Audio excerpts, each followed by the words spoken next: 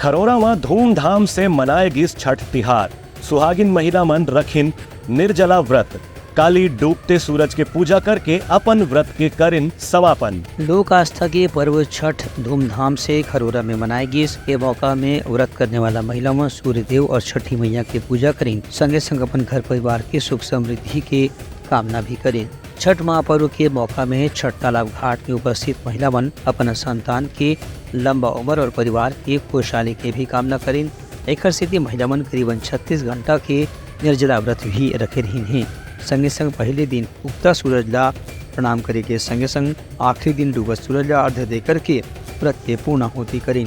तीसर दिन 7 नवंबर के डूबते सूरज ला अर्घ्य दे के संगे संग छठ के पर्व के व्रत पूरा हुई। ऐसे माने जाते कि छठ जौन व्रत करते वो महिला के घर में सुख शांति और समृद्धि हमेशा बने थे। ब्यूरो रिपोर्ट, उतलाखा न्यूज।